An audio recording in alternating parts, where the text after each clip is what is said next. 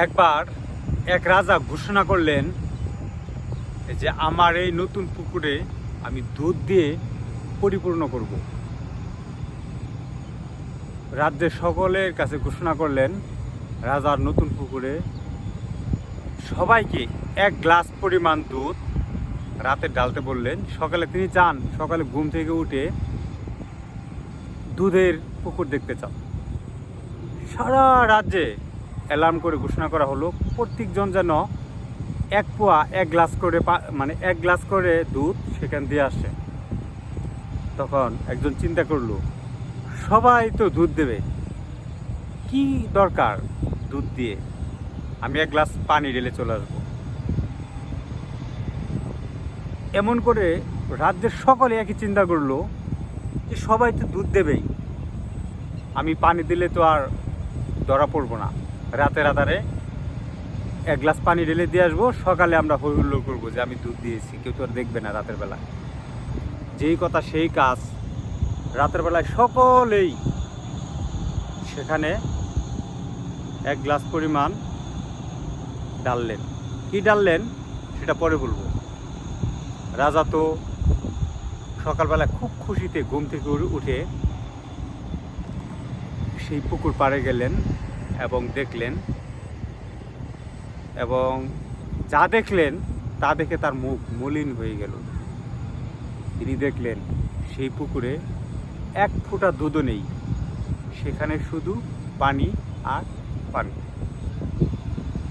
রাজা হতাশ। তিনি বললেন যে আমি ঘোষণা করার পরেও আমার পুকুরে কেউ দুধ না দিয়ে পানি দিল। সকল প্রজারা এসেও দেখলো পানি, সকলে বলল হায়, আমি তো পানি দিয়েছি। মনে মনে ভাবলো, সকলে সেম ভাবলো, তাহলে দুধ কেউ দেয়নি। ঠিক এরকম হচ্ছে আমাদের দেশপ্রেম, আমাদের দেশের উন্নয়ন, আমাদের বাংলাদেশের চিন্তা ভাবনা। সকলে আমরা বলি আমার দেশপ্রেম দেশপ্রেম, মনে মনে ভাবি বা বলি সবাই তো দেশপ্রেম আছে, আমি এটা করি সেটা করি, দুর্নীতি করি।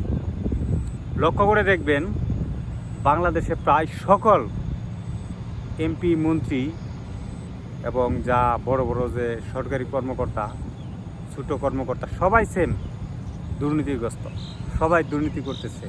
ঠিক ওই পুকুরের মতো সোনার বাংলাদেশ বদলে আমরা চোরের বাংলাদেশ বানাচ্ছি। এটার জন্য সবাই দায়ী।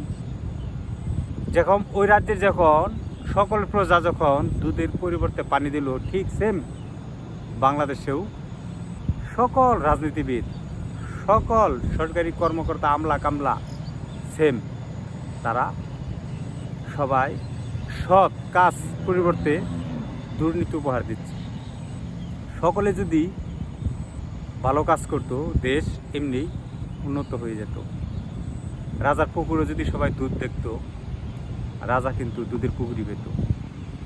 আমরা যদি বলি সোনার বাংলাদেশ কিভাবে পাবো, আমরা সেই রাজনীতিবিদ, আমলা কামলা যারা আছেন সকলের সৎ দুর্নীতিমুক্ত বাংলাদেশ হলেই সোনার বাংলাদেশ হবে।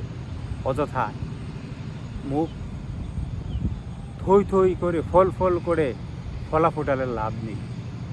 সবাইকে সৎ হতে হবে। ধন্যবাদ।